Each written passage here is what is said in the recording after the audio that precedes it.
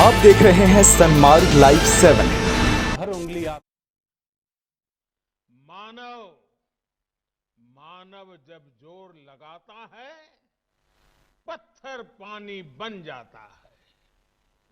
भाइयों और बहनों, भारत का टीकाकरण अभियान बहुत ही मानवीय और महत्वपूर्ण सिद्धांतों पर आधारित है। जिसे सबसे ज्यादा जरूरी है उसे सबसे पहले कोरोना का टीका लगेगा। जिसे कोरोना संक्रमण का रिस्क सबसे ज्यादा है उसे पहले टीका लगेगा। जो हमारे डॉक्टर्स हैं, नर्सेस हैं, अस्पताल में सफाई कर्मी हैं, मेडिकल पैरामेडिकल स्टाफ है, वो कोरोना की वैक्सीन के सबसे पहले हकदार हैं। चाहे वो सरकारी अस्पताल में हो या फिर प्राइवेट में, सभी को ये वैक्सीन प्राथमिकता पर लगेगी। इसके बाद उन लोगों को टीका लगाया जाएगा जिन पर जरूरी सेवाओं और देश की रक्षा या कानून व्यवस्था की जिम्मेदारी है। जैसे हमारे सुरक्षा बल हो गए, पुलिसकर्मी हो गए, फायर ब्रिगेड के लोग हो गए, सफाई कर्मचारी हो गए, इन सभी को ये वैक्सीन प्राथमिकता पर लगेगी। और मैंने जैसा पहले भी कहा है, इनकी संख्या करीब करीब 3 करोड़ होती है। इन सभी के वैक्सीनेशन का खर्च भारत सरकार द्वारा उठाया जाएगा। साथियों, इस टीकाकरण अभियान की पुख्ता तैयारियों के लिए राज्य सरकारों के सहयोग से देश के कोने कोने में ट्रायल्स किए गए हैं, ड्राई रन्स हुए हैं। विशेष तौर पर बनाए गए कोविन डिजिटल प्लेटफॉर्म में टीकाकरण के लिए रजिस्ट्रेशन से लेकर ट्रैकिंग तक की व्यवस्था है। आपको पहला टीका लगने के बाद दूसरी डोज कब लगेगी, इसकी जानकारी भी आपके फोन पर दी जाएगी। और मैं सभी देशवासियों को ये बात फिर याद दिलाना चाहता हूं कि कोरोना वैक्सीन की 2 डोज लगनी बहुत जरूरी है। एक डोज ले लिया और फिर भूल गए, ऐसा गलती मत करना। और जैसा एक्सपर्ट्स कह रहे हैं, पहली और दूसरी डोज के बीच लगभग 1 महीने का अंतराल भी रखा जाएगा। आपको ये भी याद रखना है कि दूसरी डोज लगाने के 2 हफ्ते बाद ही आपके शरीर में कोरोना के विरुद्ध जरूरी शक्ति विकसित हो पाएगी। इसलिए टीका लगते ही आप असावधानी बरतने लगें, मास्क निकालकर रख दें, 2 गज की दूरी भूल जाएं, ये सब मत करिएगा। मैं प्रार्थना करता हूं, मत करिएगा। और मैं आपको एक और चीज बहुत आग्रह से कहना चाहता हूं। जिस तरह धैर्य के साथ आपने कोरोना का मुकाबला किया, वैसे ही धैर्य अब वैक्सीनेशन के समय भी दिखाना है। साथियों, इतिहास में इस प्रकार का और इतने बड़े स्तर का टीकाकरण अभियान पहले कभी नहीं चलाया गया है। ये अभियान कितना बड़ा है, इसका अंदाज आप सिर्फ पहले चरण से ही लगा सकते हैं। दुनिया के 100 से भी ज्यादा ऐसे देश हैं जिनकी संख्या 3 करोड़ से कम है, और भारत वैक्सीनेशन के अपने पहले चरण में ही 3 करोड़ लोगों का टीकाकरण कर रहा है। दूसरे चरण में हमें इसको 30 करोड़ की संख्या तक ले जाना है। जो बुजुर्ग हैं, जो गंभीर बीमारी से ग्रस्त हैं, उन्हें वो अगले चरण वाले चरण में टीका लगेगा। आप कल्पना कर सकते हैं, 30 करोड़ की आबादी से ऊपर के दुनिया के सिर्फ 3 ही देश हैं, खुद भारत, चीन और अमेरिका। और कोई भी देश ऐसा नहीं है जिनकी आबादी इनसे ज्यादा हो। इसलिए भारत का टीकाकरण अभियान इतना बड़ा है, और इसलिए ये अभियान भारत के सामर्थ्य को दिखाता है। और मैं देशवासियों को एक और बात कहना चाहता हूं। हमारे वैज्ञानिक, हमारे एक्सपर्ट्स जब दोनों मेड इन इंडिया वैक्सीन की सुरक्षा और प्रभाव को लेकर आश्वस्त हुए, तभी उन्होंने इसके इमरजेंसी उपयोग की अनुमति दी है। इसलिए देशवासियों को किसी भी तरह के प्रोपेगेंडा, अफवाहें, दुष्प्रचार से बचकर रहना है। साथियों, भारत के वैक्सीन वैज्ञानिक, हमारा मेडिकल सिस्टम भारत की प्रक्रिया की पूरे विश्व में बहुत विश्वसनीयता है, और पहले से है। हमने ये विश्वास अपने ट्रैक रिकॉर्ड से हासिल किया है। मेरे प्यारे देशवासियों, हर हिंदुस्तानी इस बात का गर्व करेगा कि दुनिया भर के करीब 60% बच्चों को जो जीवन रक्षक टीके लगते हैं, वो भारत में ही बनते हैं। भारत की सख्त वैज्ञानिक प्रक्रियाओं से ही होकर के गुजरते हैं। भारत के वैज्ञानिकों को और वैक्सीन से जुड़ी हमारी विशेषज्ञता पर दुनिया का ये विश्वास made in India corona vaccine में और मजबूत होने वाला है। इसकी कुछ और खास बातें हैं जो आज बहुत सस्ती हैं, और इनका उपयोग भी उतना ही आसान है। विदेश में तो कुछ वैक्सीन ऐसी हैं जिसकी एक डोज 5,000 रुपया तक में है, और जिसे -70 डिग्री तापमान में फ्रीज में रखना होता है। -70 डिग्री। वहीं भारत की वैक्सीन्स ऐसी तकनीक पर बनाई गई हैं जो भारत में बरसों से ट्राइड और टेस्टेड है।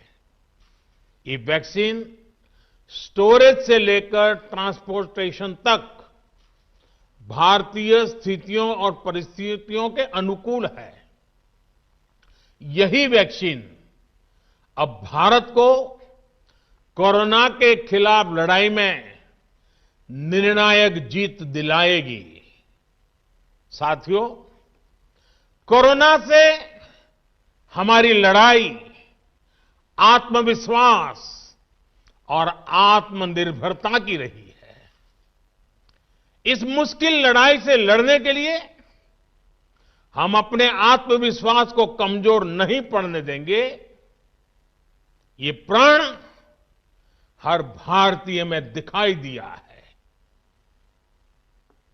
संकट कितना ही बड़ा क्यों न हो, देशवासियों ने कभी आत्मविश्वास खोया नहीं।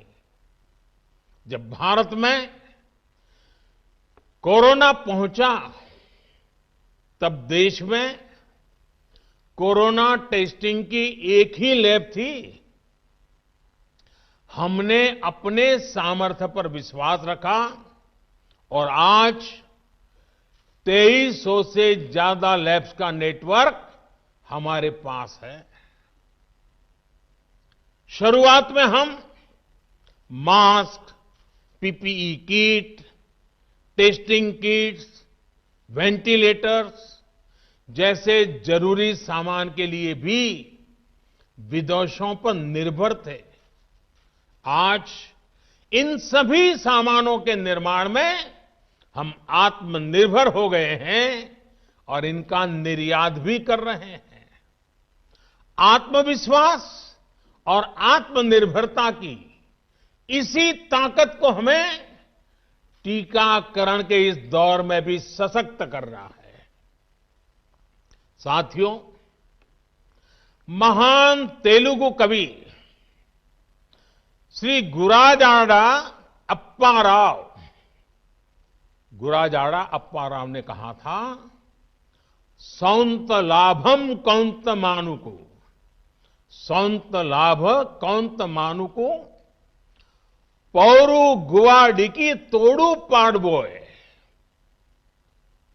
देश मंटे मट्टी कादोई, देश मंटे मनुष्य लोय। यानी हम दूसरों के काम आए, ये निस्वार्थ भाव हमारे भीतर रहना चाहिए। राष्ट्र सिर्फ मिट्टी, पानी, कंकड़, पत्थर से नहीं बनता, बल्कि राष्ट्र का अर्थ होता है हमारे लोग। कोरोना के विरुद्ध लड़ाई को संपूर्ण देश ने इसी भावना के साथ लड़ा है। आज जब हम बीते साल को देखते हैं, तो एक व्यक्ति के रूप में, एक परिवार के रूप में, एक राष्ट्र के रूप में हमने बहुत कुछ सीखा है, बहुत कुछ देखा है, जाना है, समझा है।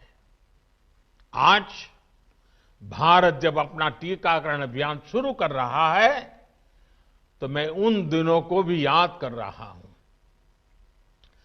कोरोना संकट का वो दौर जब हर कोई चाहता क्या कि कुछ करें, लेकिन उसको उतने रास्ते नहीं सूझते थे। सामान्य तौर पर बीमारी में पूरा परिवार बीमार व्यक्ति की देखभाल के लिए जुट जाता है, लेकिन इस बीमारी ने तो बीमार को ही अकेला कर दिया। अनेकों जगह पर छोटे छोटे बीमार बच्चों को मां से दूर रहना पड़ा। मां परेशान रहती थी, मां रोती थी, लेकिन चाहकर भी कुछ कर नहीं पाती थी। बच्चे को अपनी गोद में नहीं ले पाती थी। कहीं बुजुर्ग पिता अस्पताल में अकेले अपनी बीमारी से संघर्ष करने को मजबूर थे। संतान चाहकर भी उसके पास नहीं जा पाती थी। जो हमें छोड़कर चले गए, उनको परंपरा के मुताबिक वो विदाई भी नहीं मिल सकी जिसके वो हकदार थे।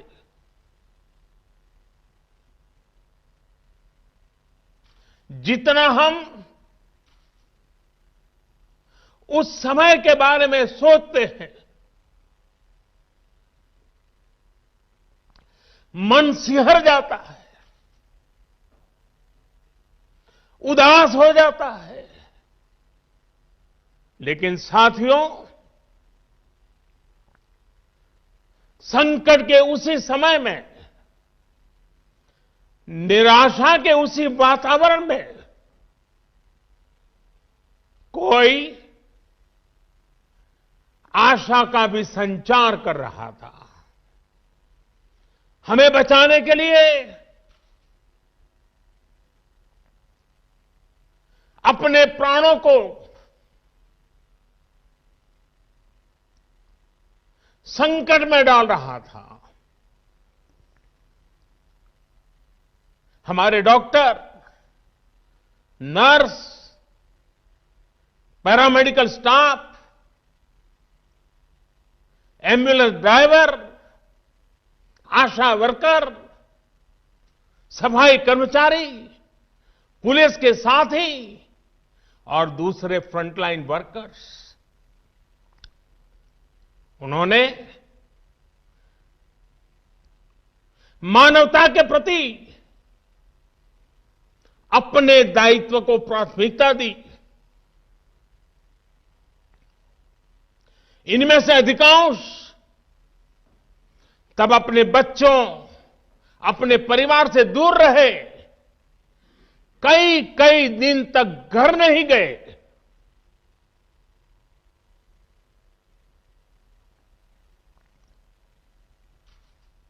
सैकड़ों साथी ऐसे भी हैं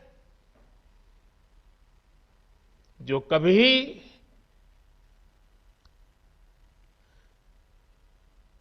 घर वापस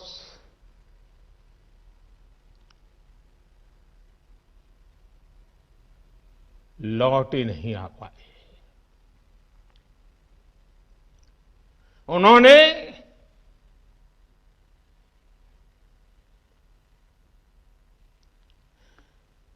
एक एक जीवन को बचाने के लिए अपना जीवन आहुत कर दिया। इसलिए आज कोरोना का पहला टीका स्वास्थ्य सेवा से जुड़े लोगों को लगाकर एक तरह से समाज अपना ऋण चुका रहा है। ये टीका उन सभी साथियों के प्रति कृतज्ञ राष्ट्र की आदरांजलि भी है। भाइयों और बहनों, मानव इतिहास में अनेक विपदाएं आई, महामारियां आई, भीषण युद्ध हुए, लेकिन कोरोना जैसी चुनौती की किसी ने कल्पना नहीं की थी। ये एक ऐसी महामारी थी जिसका अनुभव ना तो साइंस को था, ना ही सोसाइटी को था। हर भारतीय को विचलित कर रही थी। ऐसे हालात में दुनिया के बड़े बड़े एक्सपर्ट्स भारत को लेकर तमाम आशंकाएं जता रहे थे। लेकिन साथियों, भारत की जिस बहुत बड़ी आबादी को हमारी कमजोरी बताया जा रहा था, उसको ही हमने अपनी ताकत बना दिया। भारत ने संवेदनशीलता और सहभागिता को लड़ाई का आधार बनाया। भारत ने 24 घंटे सतर्क रहते हुए, हर घटनाक्रम पर नजर रखते हुए सही समय पर सही फैसले लिए। 30 जनवरी को भारत में कोरोना का पहला मामला मिला, लेकिन इसके 2 सप्ताह से भी पहले भारत एक हाई लेवल कमिटी बना चुका था।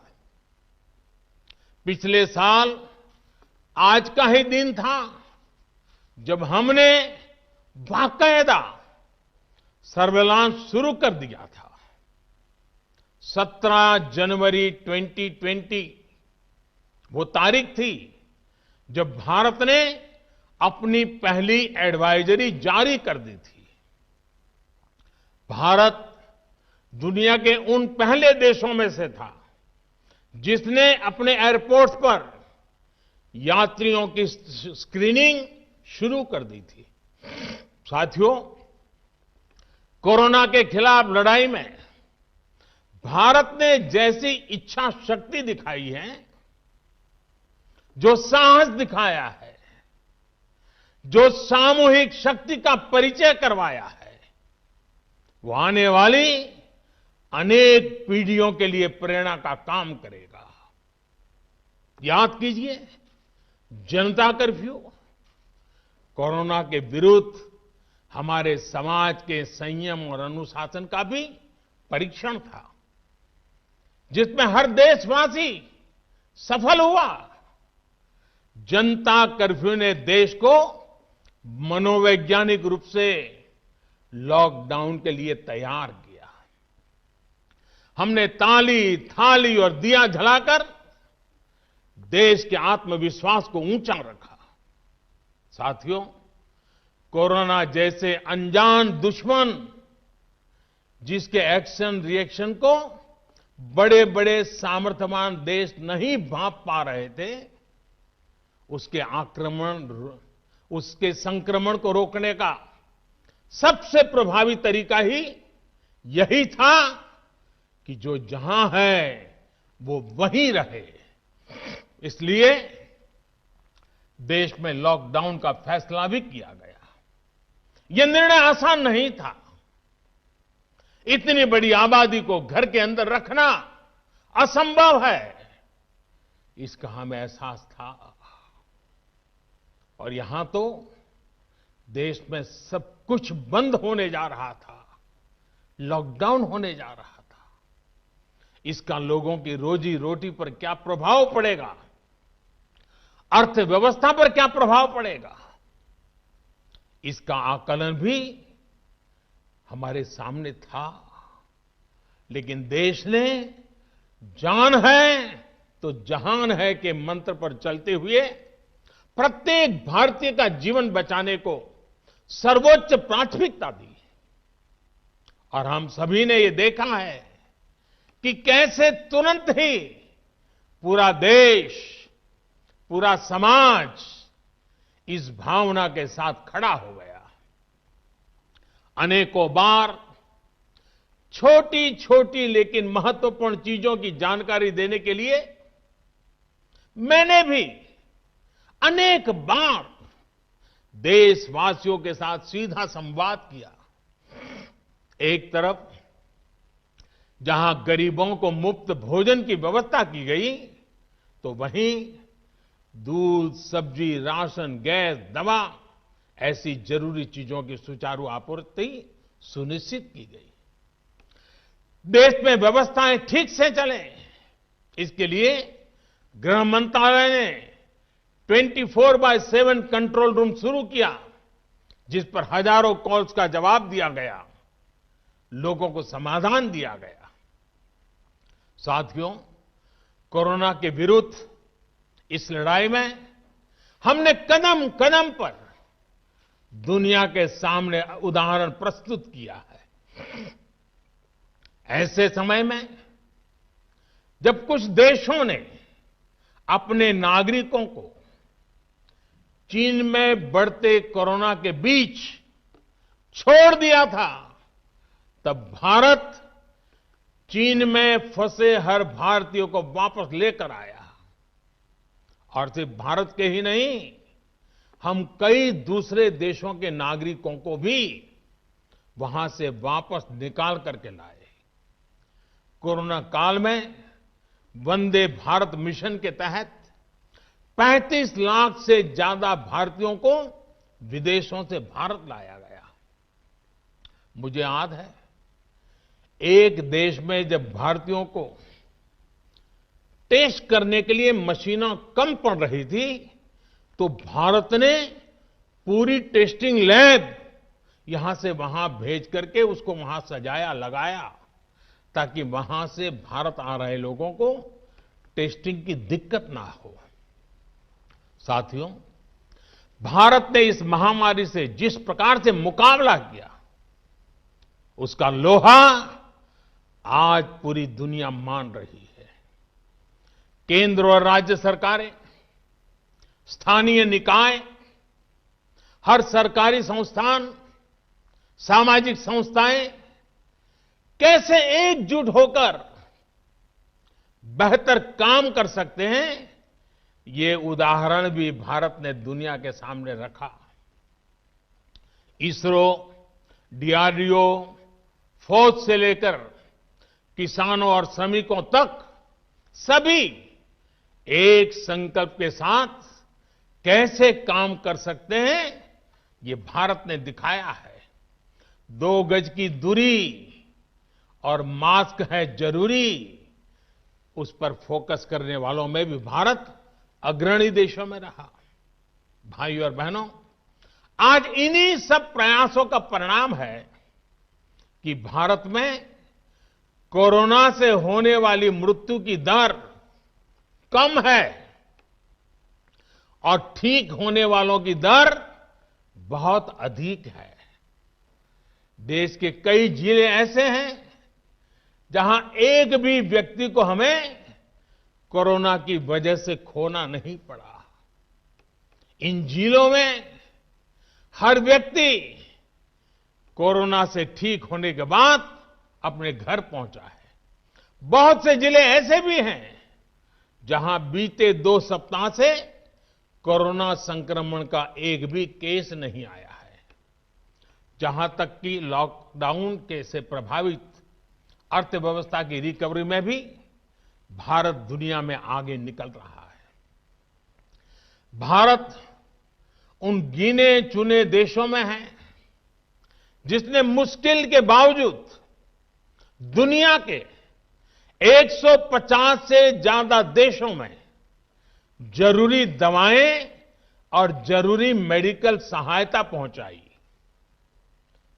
पैरासिटामोल हो, हाइड्रोक्सी क्लोरोक्विन हो, टेस्टिंग से जुड़ा सामान हो, भारत ने दूसरे देश के लोगों को भी बचाने की हर संभव कोशिश की।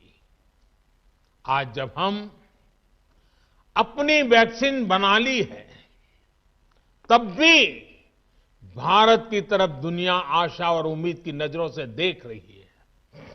हमारा टीकाकरण अभियान जैसे जैसे आगे बढ़ेगा, दुनिया के अनेक देशों को हमारे अनुभव का लाभ मिलेगा। भारत की वैक्सीन, हमारी उत्पादन क्षमता पूरी मानवता के हित में काम आए, ये हमारी प्रतिबद्धता है। भाइयों और बहनों, ये टीका